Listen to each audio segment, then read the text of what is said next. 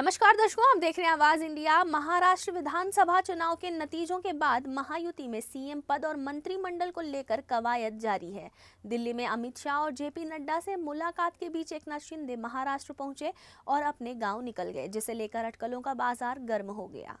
वहीं मुख्यमंत्री एकनाथ शिंदे से मिलने गए शिंदे शिवसेना के विधायक भरत गोगावले ने मीडिया के सामने अपना पक्ष रखा। गोगावले ने मीडिया से पूछे गए सवाल पर बताया कि शिंदे से मुलाकात के समय उन्होंने बोला कि चुनाव के भागदौड़ के चलते थक गए हैं, इसलिए गांव जा रहे हैं। वहीं गृह मंत्री पद को लेकर गोगावले ने बताया कि फडणवीस जब उप मुख्यमंत्री थे तब गृह मंत्री पद उनके पास था, तो लगता है उसी तर्ज पर गृह मंत्रालय शिंदे जी के पास रहेगा। साथ ही गोगावले का कहना था जो शिंदे निर्णय करेंगे वह उन्हें मान्य है। हमारी कुछ मांग नहीं थी, सिर्फ ऐसे ही मिलने आए थे। आतमध्ये तुम्ही चर्चा केली? आतमध्ये म्हणजे कुठं? अच्छा, वर्षावर बोलणार नाही तर इथं पण आतमध्येच होतो आम्ही। वर्षावरती बाकी काही चर्चा नव्हती। साहेबांना आम्ही भेटी द्यायला गेलेलो होतो, भेटलो, थोडीशी चर्चा केली आणि त्यांनी साताऱ्यावरून आल्यानंतर सांगितलं की जरा 2 दिवस मी रिलॅक्स होऊन येतो, मग आपण ठरवू काय करायचं। उपमुख्यमंत्रीच्या रेसमध्ये का जाऊ नये? आता एवढे प्रचंड मेहनत घेतलेली आहे, जरा 2 दिवस ते पण माणसंच आहेत ना, त्यांचा पण जीव आहे, त्यामुळे त्यांनी 2 दिवस रिलॅक्स व्हावं हे आम्हालाही वाटत होतं आणि ते गेलेले। उपमुख्यमंत्री पदाची ऑफर स्वीकारतील का? अशा ऑफर सगळ्या सुरत काही ऑफर आलेल्या आहेत? मंत्री पदासाठी रस्तिकेच आहे। आमदारांनी नेत्यांनी काय हे बघा, गृह मंत्रालय हे मागच्या वेळेला जसं फडणवीस डीसीएम होते त्यावेळेला त्यांच्याकडे होतं, तसं असं आम्हाला आता वाटतंय की ते आमच्याकडे यावं। त्यात चुकीचं काय? म्हणजे तुम्ही मान्य केलं डीसीएम तुम्हाला पाहिजे पद म्हणून? आता जे साहेबांनी निर्णय घेतील तो, मुख्यमंत्री साहेबांनी जो निर्णय घेतलेला आहे त्या निर्णयाचे आम्ही सगळे बांधील आहोत। तो निर्णय काही का असताना आम्ही सगळे बांधील आहोत। डीसीएमच्या रेसमध्ये सामंत देखील अशी देखील चर्चा सध्या तरी सुरू आहे। सामंत रेसमध्ये हे बघा, ज्या वेळेला काय निर्णय करायचा असेल तेव्हा मुख्यमंत्री आणि आम्ही काही मंडळी बसून तो ठरवू आणि तो निर्णय घेऊ। सर, अचानक बैठक रद्द सर्व करून गावाला जाणार, त्यामुळे हा इच्छा आहे आमची तसं होण्याची आणि आता तसे संकेत पण आहेत, कारण या वेळेला 4थ्या वेळेला आम्ही निवडून आलेलो आहोत आणि मागची जी काय हे आहे उणीव ती यावेळेला भरून निघल अशी सगळ्या जनतेला अनेक वादग्रस्त जे मंत्री आहेत त्यांचा पत्ता काट होणार आहे आणि जे नवीन चेहरे त्यांना संधी दिली जाणार आहे। बघूया, आता ते शेवटी साहेबांवरती काही गोष्टी अवलंबून आहेत। त्यांनी चांगलं काम केलं असेल त्यांना संधी मिळेल, त्यांनी चांगलं काम नसेल केलं त्याला संधी नाही मिळणार, नव्याला दिली जाईल, त्यात काय चुकीचं आहे? भरत गोगावलेंना माध्यमांचे सूत्र अडचणीचे ठरतात काय? असं काय नाही, सूत्र ही तुम्ही चालवता तुमच्या मनाप्रमाणे आणि आम्ही ते बघत असतो, परंतु जी सूत्र आहेत ती सगळी खरी ठरत नाही आहेत, हे पण लक्षात ठेवा। काही त्यातले ठराविक खरी ठरतात आणि काही ठराविक चुकीचे ठरतात। पण मग ते आता तुम्ही शिवलेले कोट उपयोग येतील असं तुम्हाला वाटतं? ते बघूया ना, 1-5 दिवस थांबणार, आता कोटावरती येऊ नका, आता आपल्या मुद्द्यावरती सुषमा दारेवाडा पद मिळावं यासाठी गेल्या वेळी आपला खूप प्रयत्न होता, यावेळी कसा प्रयत्न असेल? पालकमंत्रीपद प्लस कॅबिनेट मंत्रीपद देखील आपल्याला हवं होतं, खूप रस्तिकेत कोट जो तयार केला होता, आता काय वाटतं? परत तुला सांगतोय, कोटावरती येऊ नको। काय आलंय, जे मुद्दा आहे त्या मुद्द्याची कोणाला असं वाटत नाही की आपल्याला मंत्री होऊ नये म्हणून, त्याप्रमाणे आमची इच्छा आहे, परंतु आम्ही जे काय आमच्या मुख्यमंत्र्यांवरती सोपवलेलं आहे, मुख्यमंत्री जो काही योग्य निर्णय घेतील त्याची आमची बांधिलकी आहे। भाजपने 120 जागांची महानगरपालिकेची तयारी दर्शवली आहे, काय तयारी सगळी असणार आहे शिवसेनेची? आम्ही महायुतीमध्ये आहोत, जर महायुतीमध्ये व्यवस्थित हे आम्ही लढणार, जर त्यातून जर काय अडचण असली तर प्रत्येकाने आपापली तयारीमध्ये राहणं गरजेचं आहे। ज्यावेळेला महायुतीमध्ये ज्या सीटचं वाटप व्यवस्थित झालं तर कोणाला असं नको आहे की वेगळं लढणं, परंतु प्रत्येकाने आपापल्या तयारीत का राहू नये हा मुद्दा आहे। सांगितलं की 5 तारखेला लढणार नाही, चुकीचं काय टाकू नको तोंडात। आम्ही लढणारे महायुतीमध्ये लढत असताना योग्य सीट, योग्य जागा प्रत्येकाला मिळणं हे गरजेचं आहे आणि त्या 5 तारखेला शपथविधी होणार आहे। वाटल प्रत्येकाला जरूर आहे ती। 5 तारखेला शपथविधी होणार आहे का, हे कन्फर्म आहे? बहुतेक तसं लाडक्या बहिणींना मंत्रिमंडळात स्थान मिळणार का? काही ना मिळेल, सगळ्यांना नाही मिळू शकत, पण काही ना ते मिळेल अशी शाश्वत एसटी महामंडळाचे अध्यक्ष आहेत, अपघात झालाय, काय मदत केली आहे? हा, ते आता जो अपघात झाला दुर्दैवी अपघात आहे आणि मोठा अपघात आहे, कारण मगाशी मी आमच्या पेहनकडनं माहिती घेतली त्यावेळेला मला वाटतं 14 लोक काहीतरी दगावल्याची माहिती मिळाली. पहिले 8 होती, नंतर त्यांची संख्या वाढली आणि 6 लोक अजून गंभीररित्या दुखापतीमध्ये आहेत.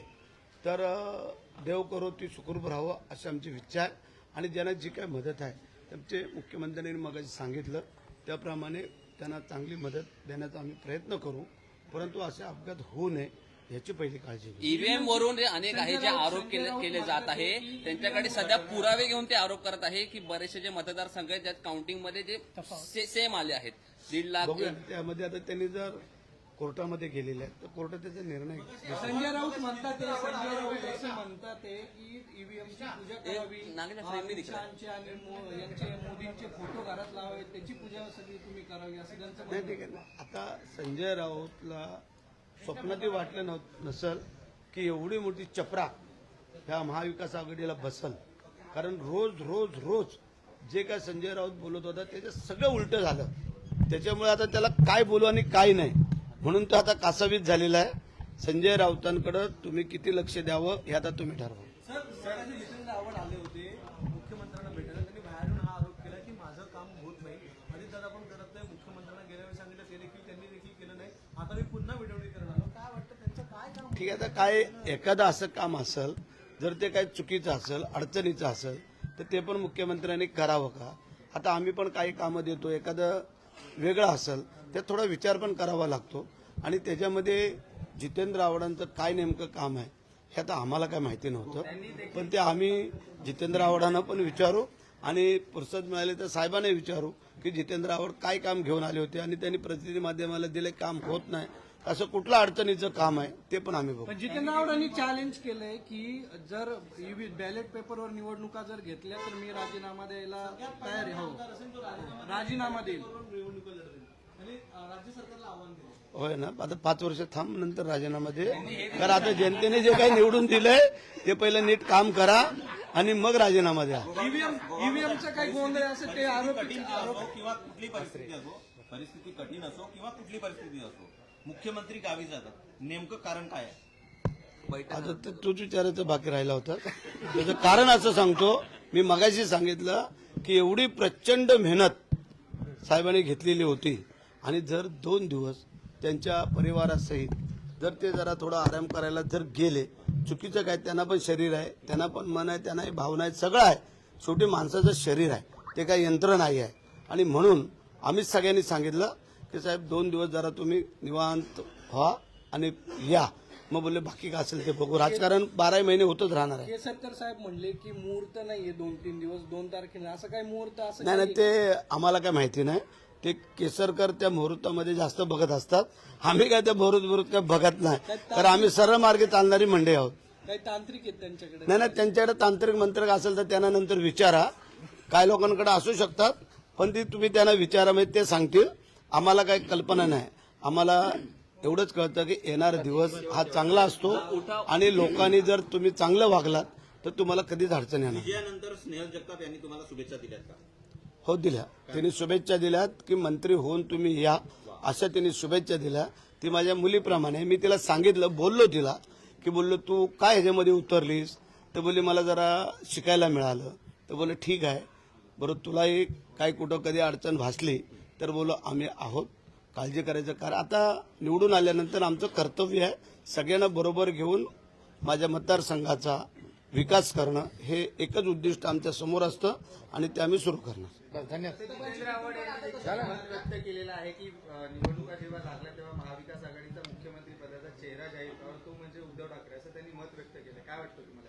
नाही, चांगलं त्यांनी त्यांच्या महाविकास आघाडीचा केला असता तर आम्हाला काय अडचण नव्हती, परंतु ते 10 लोक इच्छुक झाले आणि त्याच्यामुळे संभ्रम निर्माण झाला आणि त्याचा फटका त्यांना बसला.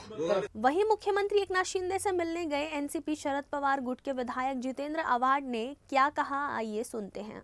नाही ना आता कशाला उगाच आम्ही आलो असतो तर कशाला उगाच सुखाचे पेढे खायचे, जेव्हा आम्हाला कडुलिंब दिले तुम्ही खायला तर आता ते सगळं बसतो ना. अमित शहा आणि कोणाची हो झाली ना, 2 मिनिटात झाली. काय कारण अचानकपणे ते गावी निघून चाललेत, आज बैठक होणार होती. त्यांना मी विचारलं का अचानकपणाने गावी चालून झालं, ते म्हणाले मी मला जरा थकवा आलाय खूप लोक भेटायला येतात, त्यामुळे गावी चाललोय. अमित शहा आणि सीएमची काल भेट. बरोबर आहे, उद्या अमावस्या आहे, अमावस्येला कोण शपथविधी करतं काय? अमित शहा आणि सीएमची भेट झाली काल. ते फोटोमध्ये जास्त आनंदी दिसत नाहीये, तर त्याबद्दल चर्चा सुरू झाली आहे. बघा, तुम्ही पत्रकार आहात, तुम्ही त्यांचा चेहरा दिवसातनं 10 वेळा बघता, त्यामुळे ते आनंदी आहेत की नाही हे तुम्हाला दिसतंय, मला तर काही दिसलं नाही. त्यांनी केस कापलेत, केसाला तेल लावलंय, त्याच्यामुळे तेल असं ते केस बसलेले आहेत. आता तुम्ही तुमच्या अँगलने बघता, मी माझ्या अँगलने बघीन. पण देवेंद्र फडणवीस सीएम झाले की तुम्हाला आनंद होईल की एकनाथ शिंदे सीएम झाले की माझ्या आनंदाचं तुम्हाला का पडलंय? लोकप्रतिनिधी? तुम्ही काय काळजी करू नका, मला कशाने आनंद होतोय ते मला माहितीये, पण मी तुम्हाला सांगणार नाही. यांची बॉडी लँग्वेज काय वाटते एकंदरीत? तुम्ही आता भेट घेऊन आला. नाही, त्यांची बॉडी लँग्वेज मला त्यांची बॉडी लँग्वेज मला बघायला मिळाली नाही, कारण का ते खुर्चीवर बसले होते. आता खुर्चीवर बसल्यावरती बॉडी लँग्वेज दिसत नाही ना, चालताना दिसत. दादाचा आनंद जास्त दिसत होता काल फोटोमध्ये. कोणाचा? दादांचा. त्यांचा आनंद आणि काय त्या दुःखाचं हे मला काय समजत नाही. पण आता उपमुख्यमंत्री तुम्ही म्हटला होता की शिंदे तुम्हाला वेळ देतो, तुम्ही अनेकदा वेळ मागून पण मी दिलेली नाही. मी आज काय बोलायला घाबरतो की काय? नाही मला वेळ दिली त्यांनी. गर्दीत भेटायचे, मी काम सांगितलं, हे बघ रे काम करून दे, कागज काय? आज मग मन की बात झाली का? आज मनमोकळी चर्चा झाली. संजय राऊतांचं म्हणणं आहे की दादा उपमुख्यमंत्रीच राहणार. तुम्हाला वाटतं का? सर, विरोधी पक्षनेता कोण होणार असा सवाल वारंवार विचारला जातोय. अमोल मिटकर यांनी काल ट्विट केलं होतं, जंगल में सन्नाटा छाया है, शेर फिर से आएगा. दिल्लीला बैठक सुरू असताना त्यांचे सूचक ट्विट होतं. त्यांचा सूचक ट्विट आणि त्याचा अर्थ त्यांना विचारा, मला माहिती. दादा म्हणतात की लोक म्हणतात दादा परत उपमुख्यमंत्रीच राहणार. वाटतं तुम्हाला? अहो, ते काय राहणार आहे मला काय माहिती. त्याचे 135 आहे, त्याचा मुख्यमंत्री होणार आहे, हे लोकशाहीतलं साधं गणित आहे. पण मग त्यांची इच्छा. सर, तुम्ही म्हणत आहात की ईव्हीएम मध्ये गोळ करण्यात आलाय. तुमच्या मतदारसंघात हा गोळ करण्यात नाही आला का, किंवा तुम्ही काय थांबवण्याचा प्रयत्न केला का यासाठी? माझ्या पद्धतीने मी थांबवण्याचा प्रयत्न केलेला आहे. सर, मोठा लढा उभारणार आहे विरोधक ईव्हीएम बद्दल. लढा ईव्हीएम बद्दल विरोधक नाही लढणार. ही जर लोकशाही पुढचे 100 वर्ष टिकवायची असेल, या देशाचा रशिया करायचा नसेल, या देशात पुतीनचा उदय होऊ द्यायचा नसेल, आणि लोकशाही जी संविधानाने तुम्हाला दिलेली आहे ती टिकवायची असेल, तर तुम्हाला ईव्हीएम विरुद्ध नाही, लोकशाही वाचवण्यासाठी ECI विरुद्ध लढा द्यावा लागेल. 2019 ते 2024 मध्ये मतं वाढली किती? 5 लाख. किती? 5 लाख. आणि लोकसभेनंतर ते विधानसभेमध्ये वाढली किती? 46 लाख. किती? म्हणजे 5 वर्षात 5 लाख आणि 4 महिन्यात 46 लाख. 800 पट मतं वाढली. हे कधी शक्य असते का? कोणाची मतं कुठनं आली, कुठे गेली, काही कळलं नाही. डिलीटेड, ऍडेड, काही कोणाला ऑब्जेक्शन घ्यायला मार्ग नाही, काय नाही. इलेक्शन कमिशननी केलेला खेळ आहे. कारण का, इलेक्शन कमिशनमध्ये जेव्हा तुम्ही चीफ जस्टिस ऑफ इंडियाला बाहेर काढलात, त्या निवड समितीवर असलेले चीफ जस्टिस जेव्हा बाहेर घालवले गेले, तेव्हाच खरं तर यांचा कट लक्षात यायला हवा होता.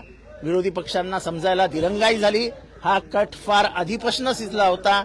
2019 ते 2024च्या एकंदर मतदान नोंदणीची प्रक्रिया बघितली आणि हा लोकसभेची निवडणूक हरल्यानंतरची प्रक्रिया बघितली तर तुमच्या लक्षात येईल ह्याच्यात घोटाळा किती मोठा आहे. शेवटच्या 3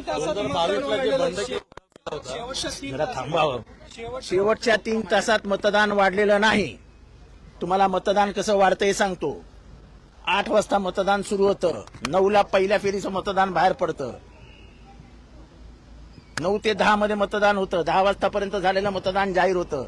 असं 11, 12, 13, 1, 2, 3, 4, 5 पर्यंतचं मतदान ते जाहीर करून टाकतात.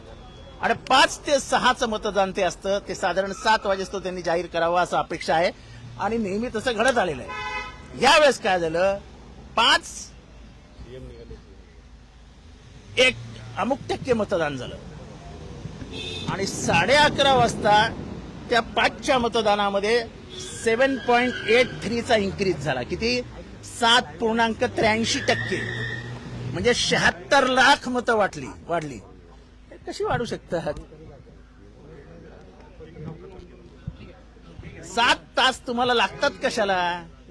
फक्त 5 ते 6 मध्ये किती मतदान झालं याची टक्केवारी मोजायची होती, तर तुम्हाला 5 ते 6 मध्ये झालेल्या 1 तासाची मतदानाची टक्केवारी सगळी गणितं मांडायला 7 तास लागले कशाला? पण काही निकाल धक्कादायक आहेत की जिथं शक्य नव्हतं की हे इथं हे होतं. मी सांगितलं तुम्हाला.